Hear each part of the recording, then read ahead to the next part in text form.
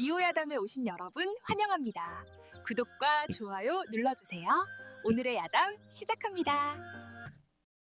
옛날 옛적 조선 선조 임금 말년 외침과 흉년이 이어진 뒤의 일이었습니다. 전란의 상처가 아물기도 전에 하늘은 가뭄을 내렸고 백성들의 삶은 하루하루가 지옥과 다를 바 없었지요. 굶주린 백성들은 자식을 팔고 땅을 팔고 급기야 제 몸까지 팔아야 했습니다. 그 중에서도 가장 크다는 삼봉장은 5일장이 서는 날이면 1000명이 넘는 사람들로 북적였습니다. 하지만 그곳을 가득 채운 것은 활기가 아니라 절망이었지요. 노비를 사고 파는 소리, 곡식 한 대를 두고 다투는 소리, 그리고 굶주린 아이들의 울음소리가 뒤섞여 장터 전체에 음침한 기운이 감돌았습니다.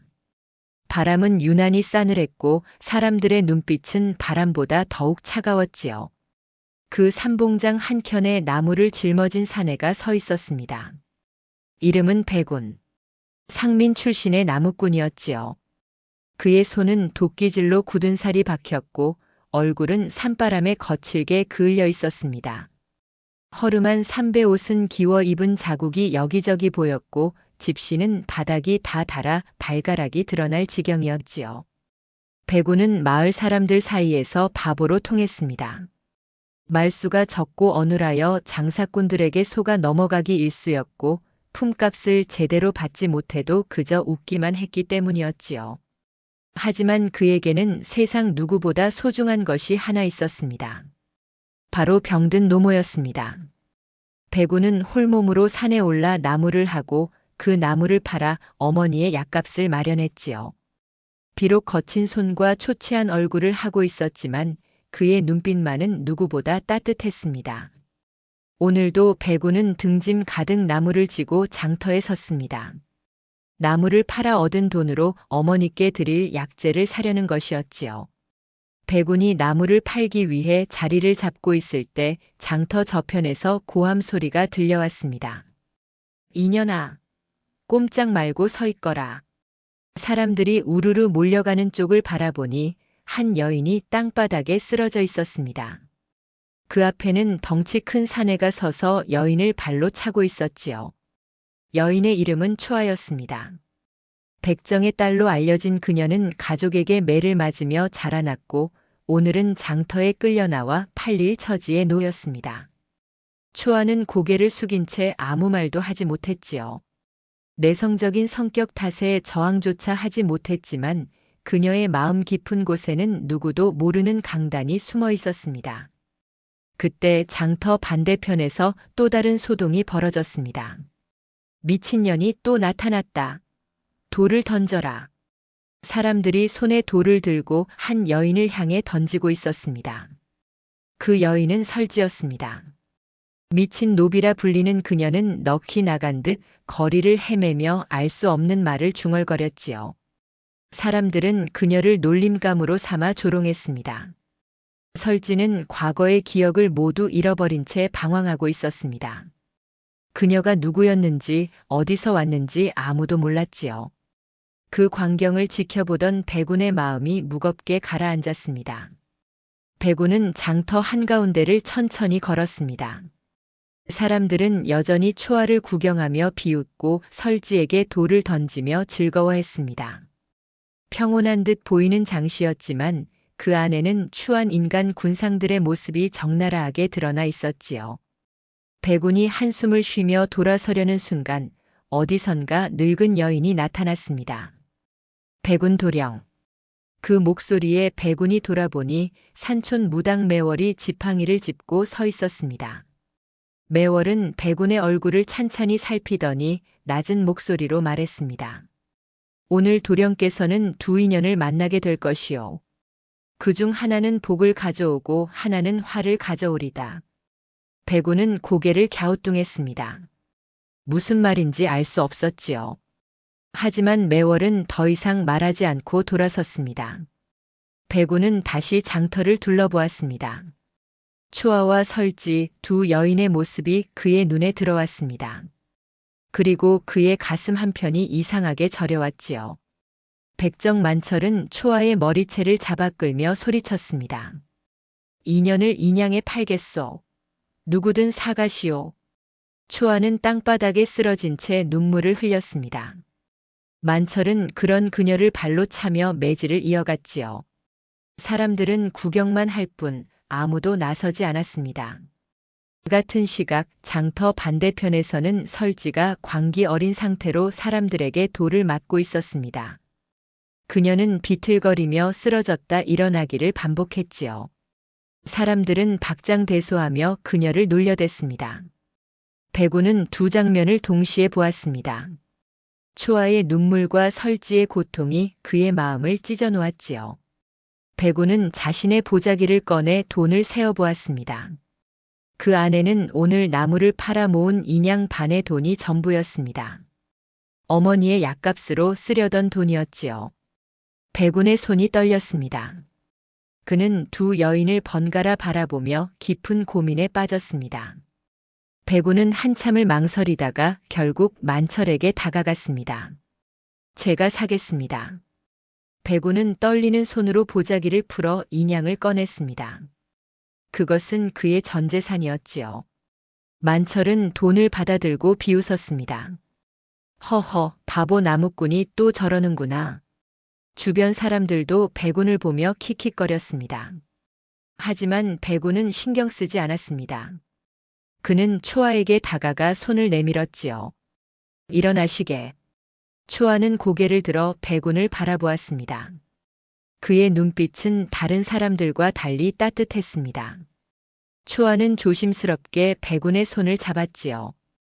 배군은 초아를 데리고 장터를 빠져나왔습니다. 그리고 조용한 산촌으로 함께 돌아가기로 결심했습니다.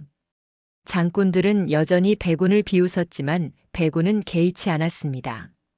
그는 초아의 상처를 치료해주고 싶었지요. 배군이 초아를 데리고 장터를 떠나려는 순간이었습니다. 갑자기 누군가 배군의 소매를 붙잡았습니다. 돌아보니 설지였습니다. 그녀의 눈은 여전히 초점이 없었지만 배군을 놓지 않았지요. 매월 그이는 죽지 말게 하소. 설지는 알 수 없는 말을 중얼거렸습니다. 광기 속에 감춰진 기이한 예언 같았지요. 배군은 당황하여 설지를 바라보았습니다. 그때 멀리서 매월이 이 광경을 지켜보고 있었습니다. 매월은 입술을 굳게 다물고 고개를 저었지요. 설지는 배군의 손을 놓더니 다시 비틀거리며 사라졌습니다. 배군은 이상한 기분이 들었습니다. 매월의 말이 떠올랐지요. 두 인연 중 하나는 복을, 하나는 화를 가져온다던 말이었습니다. 배군은 초아의 손을 꼭 잡고 산으로 향했습니다. 팔짱 초아의 상처 그리고 다가오는 불길한 징조. 배군은 초아를 산속 오두막으로 데려왔습니다. 오두막은 작고 누추했지만 배군이 정성껏 가꾼 흔적이 곳곳에 보였습니다. 배군은 초아를 방으로 안내하고 약초를 다려 상처에 발라주었지요. 초아는 배군의 손길을 받으며 눈물을 흘렸습니다. 태어나서 처음으로 누군가에게 따뜻한 대접을 받았기 때문이었지요. 고맙습니다. 초아는 작은 목소리로 말했습니다. 배군은 고개를 저으며 미소 지었습니다. 괜찮소. 이제 아무도 그대를 괴롭히지 못할 것이오. 하지만 배군의 말과 달리 밤이 되자 이상한 일이 벌어졌습니다.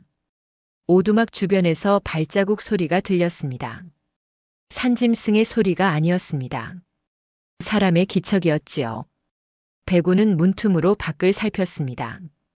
어둠 속에서 누군가 오두막을 지켜보고 있는 듯 했습니다. 초아는 두려움에 떨었습니다. 배군은 그녀를 안심시키려 했지만 불길한 예감을 떨쳐버릴 수 없었습니다. 다음 날 아침 배군은 나무를 하러 산에 올랐습니다. 산 아래쪽에서 말발굽 소리가 들렸습니다. 배군이 숨어서 지켜보니 낯선 사내들이 마을 사람들에게 무언가를 묻고 있었지요. 미친 노비 여자를 보지 못했느냐? 설지라는 이름이다. 사내들은 설지를 도망친 노비라고 외치며 찾아다녔습니다. 하지만 그들의 차림새는 이상했습니다. 노비를 찾는 집안 사람들의 옷차림이 아니었지요. 마치 군사 같았습니다. 배군은 직감적으로 느꼈습니다. 설지가 평범한 노비가 아니라는 것을 말이지요. 사내들은 마을을 샅샅이 뒤지며 설지를 찾았습니다. 백우는 조심스럽게 오두막으로 돌아왔습니다. 초아에게 이 사실을 알리자 초아도 두려워했습니다. 혹시 저 때문에 화가 미치는 것은 아닐까요? 백우는 고개를 저었습니다. 그럴 리 없소. 우리는 아무 잘못도 하지 않았소. 하지만 백운의 마음속 불안은 점점 커져만 갔습니다. 며칠이 지나면서 초아의 상처는 조금씩 나아졌습니다. 초아는 백운에게 조심스럽게 물었습니다. 어찌하여 저를 사셨습니까? 백운은 잠시 말없이 앉아 있다가 대답했습니다. 그냥 그대를 보니 마음이 아팠소. 그래서 그냥 손이 나갔소. 초아는 고개를 숙였습니다. 그녀는 백운이 자신을 산 이유가 단지 연민 때문이라고 생각했습니다. 그래서 마음을 열지 않으려 했지요. 하지만 백운은 다시 말했습니다. 그대를 살린 것이 아니라 나를 살린 것이요. 초아는 고개를 들어 백운을 바라보았습니다. 무슨 말씀이십니까? 나는 평생 나무만 하며 살았소. 어머니를 모시는 것 외에는 아무 의미도 없는 삶이었지요. 그런데 그대를 보는 순간 내가 누군가를 지켜야 한다는 생각이 들었소. 그것이 나를 살린 것이요. 초아의 눈에 눈물이 고였습니다. 그녀는 처음으로 백운에게 마음을 열기 시작했습니다. 두 사람 사이에는 은근한 정이 흐르기 시작했습니다. 타닥타닥 불이 피어오르는 화롯불 앞에서 초아를 바라보는 백운의 마음도 활활 타올랐지요. 어느 깊은 밤 백운과 초아가 잠든 사이 오두막 밖에서 인기척이 들렸습니다. 백운은 잠에서 깨어 귀를 기울였습니다. 여러 명의 발소리였습니다. 전현이 여기 있다. 문이 거칠게 열리며 백정만철이 부하들을 이끌고 들어왔습니다. 2년. 내가 어디 도망을 가. 내 돈을 받고 팔려간 주제에. 만철은 초아를 잡으려 했습니다. 백운은 몸을 던져 초아를 지켰지요. 안 됩니다. 이미 값을 치르고 데려왔소. 이 바보 새끼가. 내가 뭔데 나서는 거야. 만철은 백운을 발로 차고 주먹으로 때렸습니다. 백운은 크게 다쳤지만 초아를 놓지 않았지요. 그때 초아가 부엌으로 달려가 칼을 들고 나왔습니다. 더 이상 못 참겠어요. 죽이려면 죽이세요. 초아는 떨리는 손으로 칼을 들며 만철에게 맞섰습니다. 평생 순종하며 살았던 그녀가 처음으로 저항한 것이었지요. 바로 그때 어둠 속에서 광기 어린 비명소리가 들렸습니다. 으아! 설지가 갑자기 나타나 만철 무리를 향해 달려들었습니다. 그녀의 눈은 핏빛으로 물들어 있었고 손에는 날카로운 나뭇가지를 들고 있었지요. 습격자들은 설지의 기세에 놀라 뒤로 물러섰습니다. 미친년이다. 도망쳐. 만철 무리는 황급히 도망쳤습니다. 습격자들이 도망간 뒤 설지는 그 자리에 주저앉았습니다. 그녀의 눈에서 광기가 사라지고 맑은 정신이 돌아온 듯 했습니다. 설지는 떨리는 목소리로 말했습니다. 나는 중전마마의 시녀였소. 백운과 초아는 놀라 설지를 바라보았습니다. 날 죽이려는 자들이 아직 나를 찾고 있소. 설지는 조금씩 기억을 되찾기 시작했습니다. 그녀는 왕실의 시녀로 있었지만 어느 날 임금의 후궁과 관련된 사건에 연루되었다고 했습니다. 나는 그 일에 대해 아무것도 모르오. 하지만 그들은 나를 입막음하려 했소. 그래서 도망쳤지요. 정신을 잃은 척하며 살아남으려. 설지의 눈에서 눈물이 흘러내렸습니다. 백운은 설지의 손을 잡으며 말했습니다. 이제 걱정 마시오. 우리가 함께 있소. 설지는 고개를 끄덕였습니다. 하지만 그녀는 알고 있었습니다. 자신을 쫓는 자들이 결코 포기하지 않을 것임을 말이지요. 다음 날 백운은 초아와 설지를 데리고 산속 더 깊은 곳으로 숨었습니다. 하지만 백운은 깨달았습니다. 더 이상 도망칠 수 없다는 것을 말이지요. 나는 약한 나무꾼일 뿐이요. 하지만 두 분을 지키겠소. 백운은 단호하게 말했습니다. 초아와 설지는 백운을 바라보았습니다. 어떻게 하실 작정이십니까? 초아가 물었습니다. 백운은 잠시 생각하다가 대답했습니다. 매월을 찾아가겠소. 그 일하면 방법을 알고 있을 것이요. 백운은 산을 내려가 매월의 오두막을 찾아갔습니다. 매월은 백운을 보자마자 한숨을 쉬었습니다. 도령께서 오실 줄 알았습니다. 운명에 맞서려 하시는구려. 도와주십시오. 두 사람을 지킬 방법을 알려주십시오. 매월은 백운의 눈을 똑바로 바라보았습니다. 도령께서는 아직 모든 진실을 모르십니다. 진실을 알면 마음이 흔들릴 것입니다. 그래도 알아야겠습니다. 백운은 단호하게 말했습니다. 매월은 고개를 끄덕이고 입을 열었습니다. 매월은 백운에게 충격적인 진실을 밝혔습니다. 초아는 백정의 딸이 아니오. 백운은 눈을 크게 떴습니다. 무슨 말씀이십니까? 초아는 귀한 가문의 양녀였소. 하지만 어린 시절 가문이 몰락하면서 백정 만철에게 넘겨졌지요. 만철은 그녀를 돈벌이 수단으로 이용해 왔소. 백운은 말문이 막혔습니다. 그뿐만이 아니오. 초아는 설지를 없애기 위해 이용된 가짜 신분을 가지고 있었소. 무슨 뜻입니까? 설지를 쫓는 자들은 초아를 미끼로 사용하려 했소. 설지가 누군가를 돕는 모습을 보이면 그 사람을 통해 설지를 찾으려 했던 것이지요. 백운은 충격에 휩싸였습니다. 그는 초아를 구하려다가 오히려 덫에 걸린 것이었습니다. 그럼 이제 어떻게 해야 합니까? 진실을 밝혀야 하오. 초아의 진짜 신분과 설지의 억울함을 세상에 알려야 하오. 그것만이 두 사람을 살릴 방법이요. 백운은 주먹을 꽉 쥐었습니다. 그는 결심했습니다. 목숨을 걸고서라도 두 여인을 지키겠다고 말이지요. 백운이 오두막으로 돌아왔을 때 그곳은 이미 난장판이 되어 있었습니다. 만철 무리가 다시 들이닥쳐 초아를 납치해 간 것이었습니다. 설지는 쓰러져 있었고 백운은 그녀를 깨웠지요. 초아는 어디 갔소? 삼봉장 초아를 삼봉장으로 데려갔소. 설지는 광증이 재발하여 제대로 말하지 못했습니다. 백운은 설지를 일으켜 세웠지만 그녀는 계속 중얼거리며 정신을 잃었지요. 백운은 절망했습니다. 초아를 구하러 가려면 설지를 두고 가야 했습니다. 하지만 설지를 두고 가면 그녀도 위험했지요. 백운은 고민 끝에 설지를 업고 삼봉장으로 향했습니다. 산길을 내려가며 백운은 피를 토했습니다. 만철에게 입은 상처가 깊었던 것이지요. 하지만 백운은 멈추지 않았습니다. 초아를 구해야 했습니다. 삼봉장에 도착했을 때 백운은 쓰러질 듯 비틀거렸습니다. 모든 희망이 끊어진 듯한 순간이었습니다.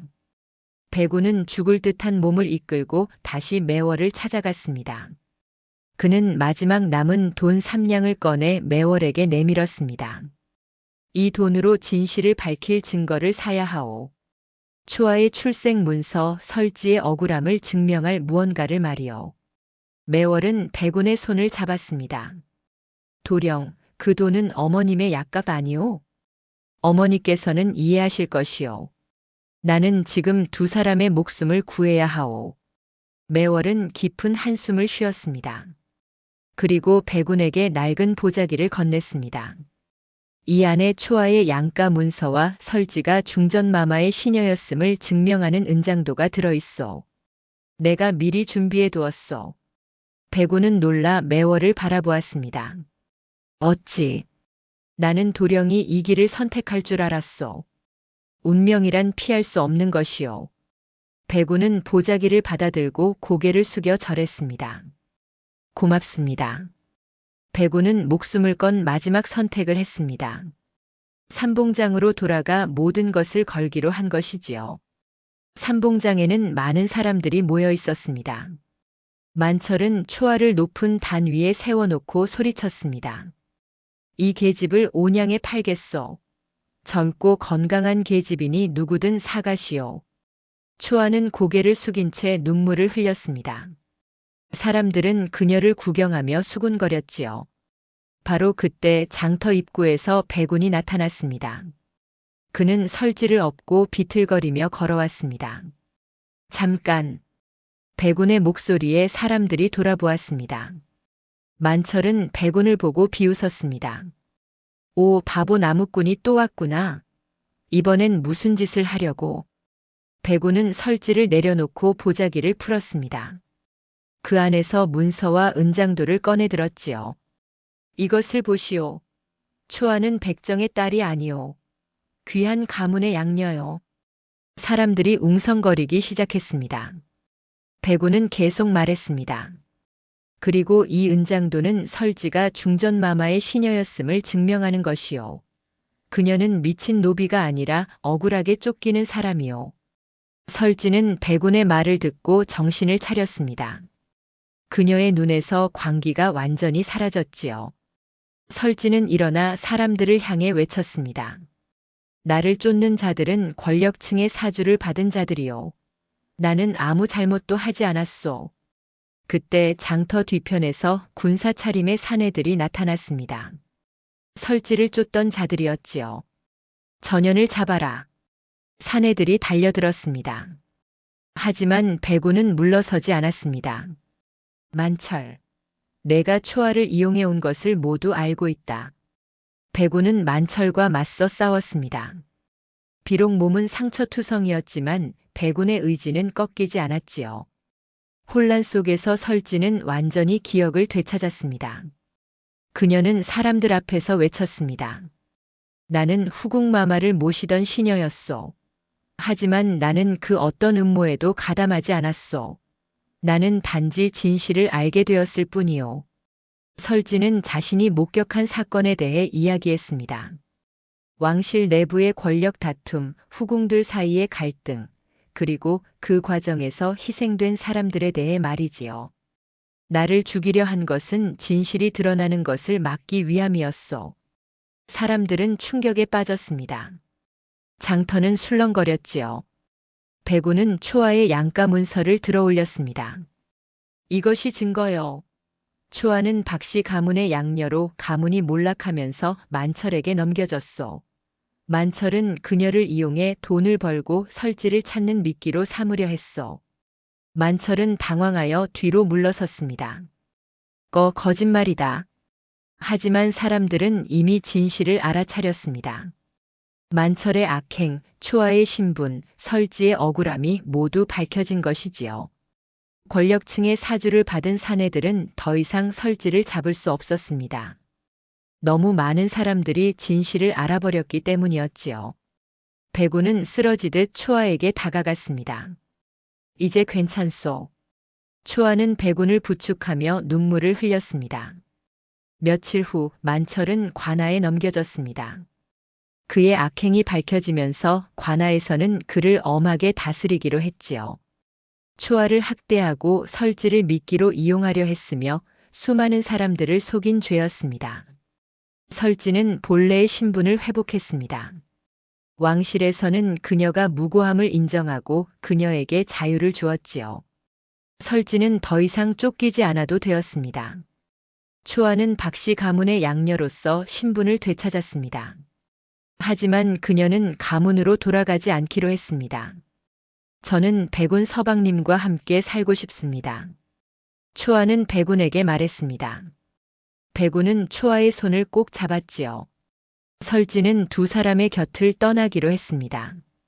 그녀는 새로운 삶을 찾아 떠나려 했지요. 떠나기 전 설지는 백운과 초아에게 깊이 절했습니다. 두 분의 은혜를 평생 잊지 않겠습니다. 저를 구해주셔서 고맙습니다. 백운은 설지의 손을 잡으며 말했습니다. 건강하게 사시오. 그것이 우리가 바라는 것이오. 설지는 눈물을 흘리며 고개를 끄덕였습니다. 그리고 산 너머로 사라졌지요. 계절이 바뀌어 봄이 왔습니다. 백운은 여전히 산에서 나무를 했습니다. 하지만 이제는 혼자가 아니었지요. 초아가 함께 있었습니다. 두 사람은 작은 오두막에서 소박하게 살았습니다. 백운은 나무를 하고 초아는 밭을 가꾸었지요. 가난했지만 행복했습니다. 어느 날 매월이 오두막을 찾아왔습니다. 도령, 잘 지내시는구려. 배구는 매월을 반갑게 맞이했습니다.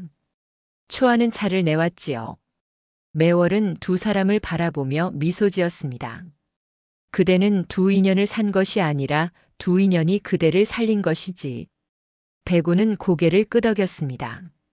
그는 초아와 설지를 만나면서 삶의 의미를 찾았습니다. 더 이상 바보 나무꾼이 아니었지요. 그는 누군가를 지킬 수 있는 사람이 되었습니다.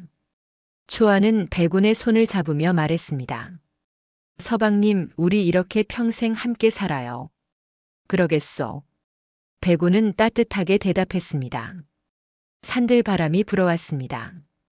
바람은 나뭇잎을 흔들며 두 사람의 머리카락을 스쳤지요. 그 바람 속에는 설지의 안부가 실려 있는 듯 했습니다. 배군과 초아는 손을 맞잡고 하늘을 바라보았습니다. 하늘은 맑고 푸르렀습니다. 옛말에 백절불굴이라는 말이 있습니다.